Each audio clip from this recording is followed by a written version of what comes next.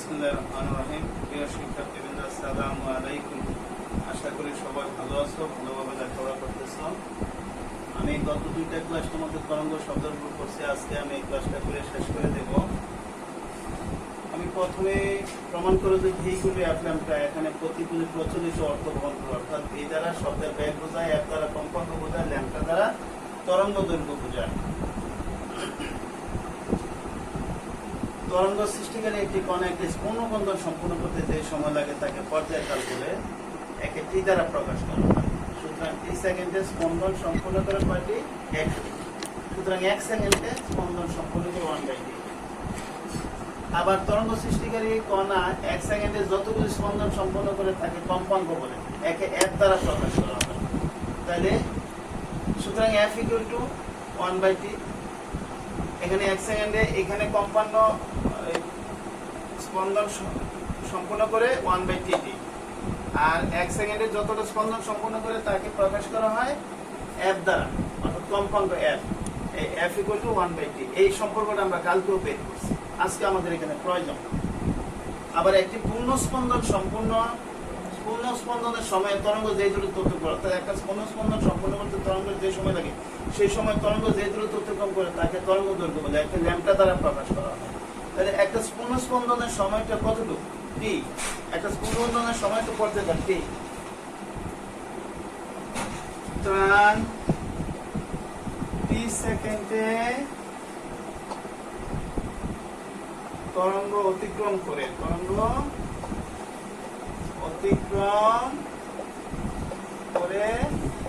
Lambda metre. সুতরাং 1 সেকেন্ডে তরঙ্গ অতিক্রম করে λ/t মিটার। আবার 1 সেকেন্ডে তরঙ্গ যে দূরত্ব অতিক্রম করে তাকে বলা হয় তরঙ্গ বেগ, প্রকাশ করা হয়। আবার 1 সেকেন্ডে তরঙ্গ যে দূরত্ব অতিক্রম করে তাকে বলা হয় তরঙ্গ বেগ। একে ভি দ্বারা প্রকাশ করা হয়। সুতরাং ভি = λ/t।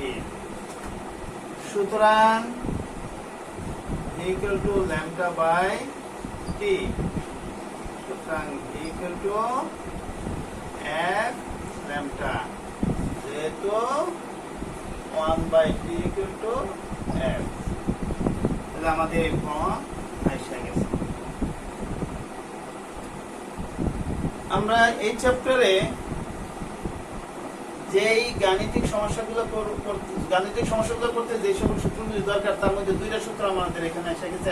1 নম্বর হলো f = 1/t, আর 2 নম্বর হলো b = ft। আমরা আরো যে সূত্রগুলো আছে এটা আমরা একটা তালিকা এখানে দিচ্ছি। আমরা গাণিতিক সমস্যার সমাধানের সূত্রগুলো দেয় f = -kx। এখানে স্প্রিং যখন আমরা ঝুলাই, স্প্রিং এর উপর যে বল প্রয়োগ করে, স্প্রিং এর বল প্রদত্ত বলের কোণ বেশি হলে সরণ বেশি হবে, বল কম হলে সরণ কম হবে। বল সরণের সমানুপাতিক। এখানে কে হলো ধ্রুবক। তারপরে দেখো t = 2π√L/g। এখানে সহগোলকের ঘূর্ণনকাল নির্ণয়ের সূত্র। এটা L হলো তোমার সহগোলকের দৈর্ঘ্য, সহগোলকের যে সুতার সাহায্যে দ্বারা ঝুলানো হয় সেটা দৈর্ঘ্য, আর d হলো যে স্থানে ঘূর্ণনকাল নির্ণয় করা হয় তার অভিকর্ষ ত্বরণ। আমরা একটু আগে প্রমাণ করছি f = 1/t, v = f/t। আর এখানে v2/v1 = t2/t1, অর্থাৎ t1 তাপমাত্রা যদি শব্দের কোন স্থানে শব্দের বেগ v1 হয়, t2 তাপমাত্রা যদি শব্দের বেগ v2 হয়, তাহলে v2/v1 = √t2/t1, অর্থাৎ তাপমাত্রা বাড়লে শব্দের বেগ বাড়ে, তাপমাত্রা কমলে শব্দের বেগ কমে। আবার দেখো v2/v1 = √1/√2, অর্থাৎ বাতাসের ঘনত্ব ρ1 তাপমাত্রায় যদি বাতাসের ঘনত্ব যদি ρ1 হয়, শব্দের বেগ v1, বাতাসের ঘনত্ব যদি ρ2 হয়, শব্দের বেগ v2 হয়, তাহলে v2/v1 = ρ1/√2, অর্থাৎ ঘনত্ব কমলে বাতাসের শব্দের বেগ বাড়ে, এবং ঘনত্ব কমলে শব্দের বেগ বাড়ে, আর ঘনত্ব বাড়লে শব্দের বেগ কমে। আমরা এখন একটা প্রশ্ন সমাধান দেব। গাণিতিক সমস্যা দেখো, 1 নম্বরে ঢাকা বেতার কেন্দ্র মিডিয়াম ওয়েভে 630 কিলো হার্টজে অনুষ্ঠান সম্প্রচার করে। রেডিও তরঙ্গ বেগ 3 × 10⁻⁴ মিটার পার সেকেন্ড হলে তরঙ্গ দৈর্ঘ্য কত? দেওয়া আছে কম্পাঙ্ক f = এটা এত কিলো হার্টজ সমান 1000 টা গুণ দিলে হার্টজে আসবে। আর তরঙ্গ বেগ v = 3 × 10⁸ মিটার পার সেকেন্ড, তরঙ্গ দৈর্ঘ্য কত? আমরা জানি v = f ল্যাম্বডা, সুতরাং তরঙ্গ দৈর্ঘ্যটা দরকার আমার। ল্যাম্বডা = v/f, এটার মান বসানোর পরে ভাগ করলে 476.19 মিটার, সুতরাং তরঙ্গ দৈর্ঘ্য 19 মিটার হবে। আরেকটা অঙ্ক আমরা করতেছি।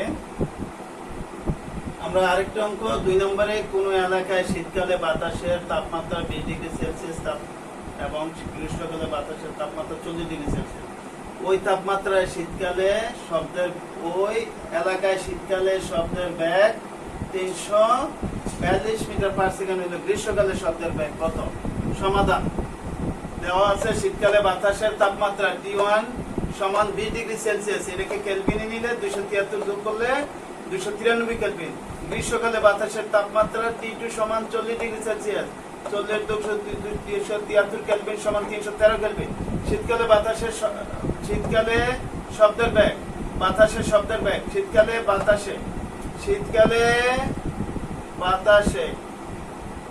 শব্দের বেগ গ্রীষ্মকালে বাতাসে শীতকালে বাতাসের শব্দের বেগ v1 সমান 342 মিটার পার সেকেন্ড, শীতকালে বাতাসের শব্দের বেগ v2 সমান কত? আমরা জানি সূত্র v2/v1 সমান √T2/T1, সুতরাং v2 = √T2/T1 × v। এরপরে তার মান বসাই দিলাম ক্যালকুলেটর ব্যবহার করে এটার মান পাইলাম 353.48 মিটার পার সেকেন্ড। এটাই আমাদের গ্রীষ্মকালে বাতাসের শব্দের বেগ, ওই এলাকায় বাতাসের শব্দের, এখানে দেখবো গ্রীষ্মকালে বাতাসের শব্দের বেগ 353.48 মিটার পার সেকেন্ড।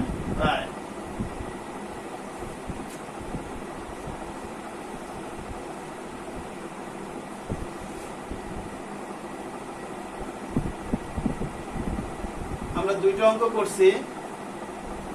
আমরা আবার 3 নম্বর আরেকটা অঙ্ক করতেছি। নদীর এক তীরে দাঁড়ায় এক ব্যক্তি হাততালি দেয়।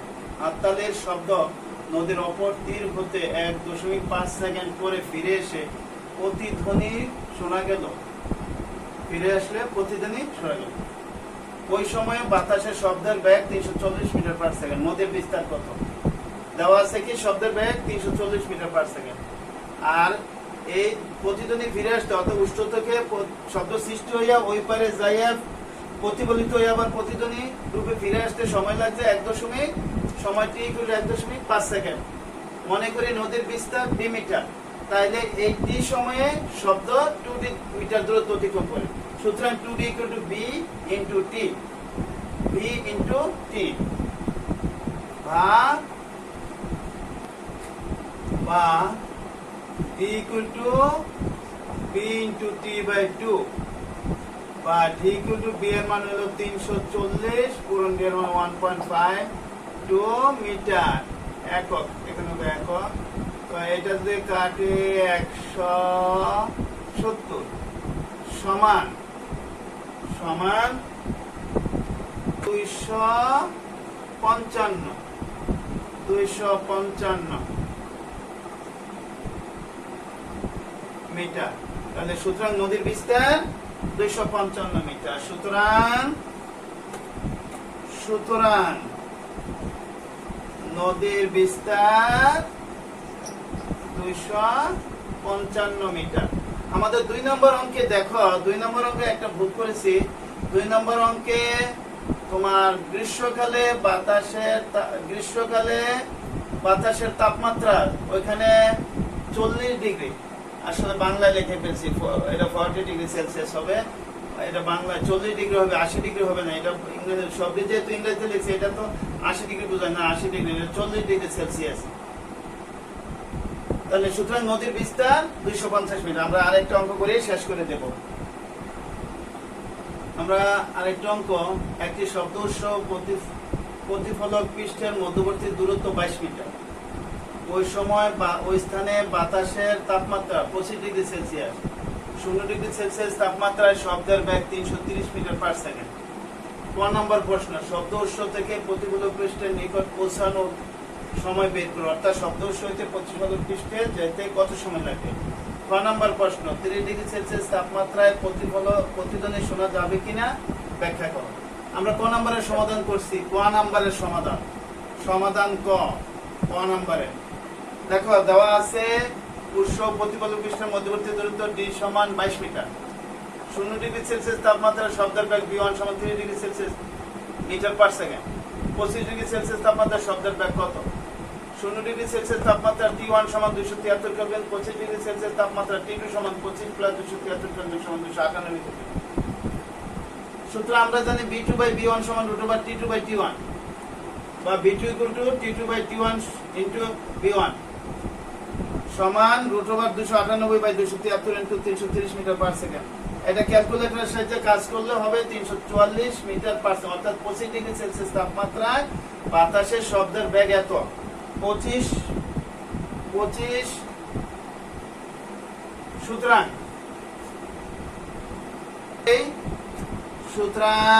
25 ডিগ্রি সেলসিয়াস তাপমাত্রায়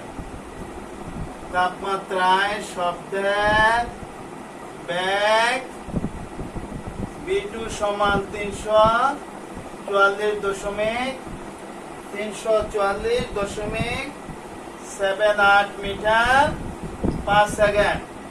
সুতরাং উৎস থেকে প্রতিফলক পৃষ্ঠের কাছে যেতে প্রতিফলক পৃষ্ঠের কাছে যেতে সময় লাগে T সমান D/V2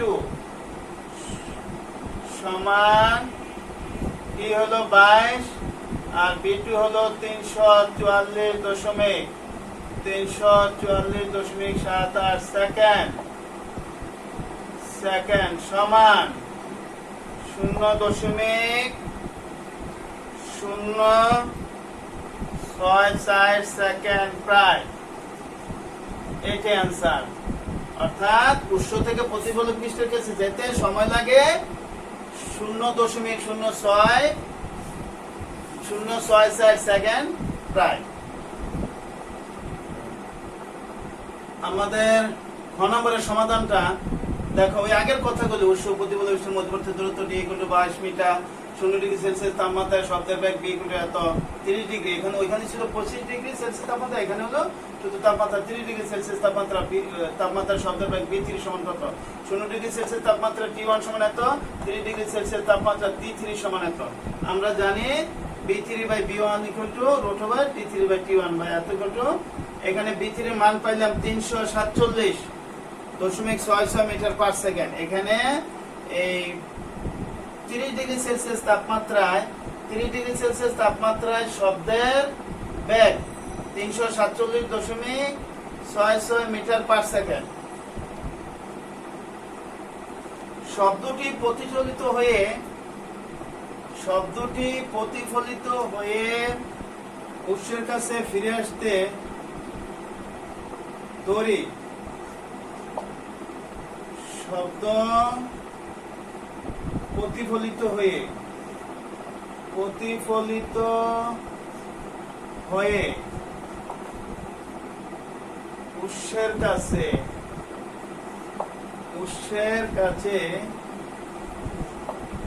কি সেকেন্ডে ফিরে আসে,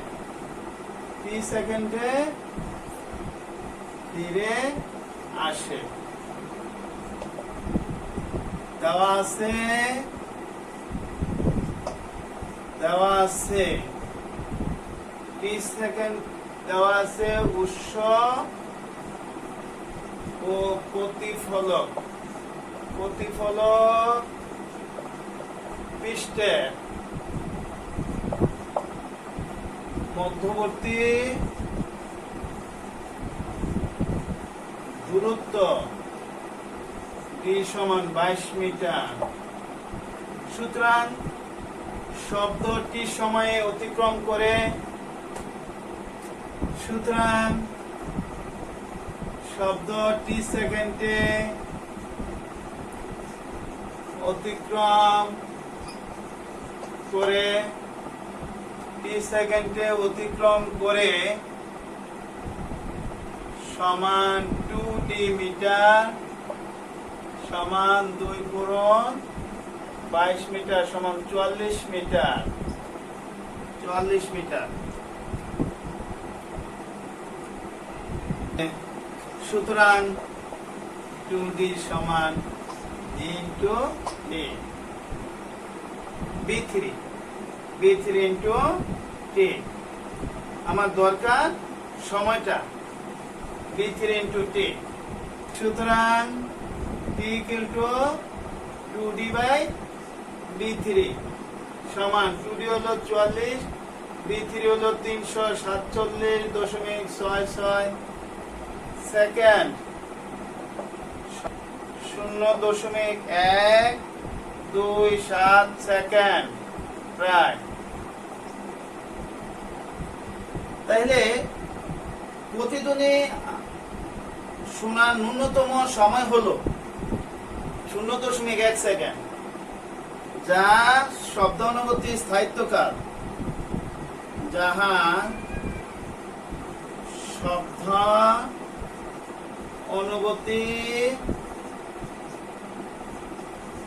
স্থায়িত্বকাল 0.1 সেকেন্ড থেকে বেশি। তাহলে 1 সেকেন্ড থেকে বেশি, সুতরাং প্রতিধ্বনি শোনা যাবে। ফলে 30 ডিগ্রি সেলসিয়াস তাপমাত্রায় প্রতিধ্বনি শোনা যাবে। তো তোমরা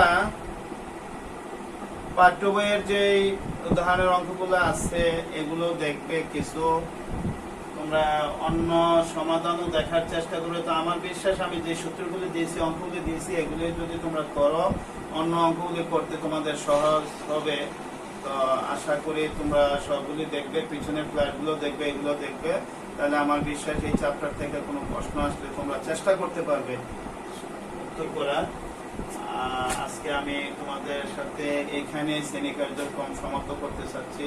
তোমরা ভালো থাকো, সুস্থ থাকো, সবাই ভালোভাবে লেখাপড়া করে এই প্রত্যাশা রেখে আমি আমার শ্রেণী কার্যক্রম এখানে শেষ করছি। আসসালামু আলাইকুম।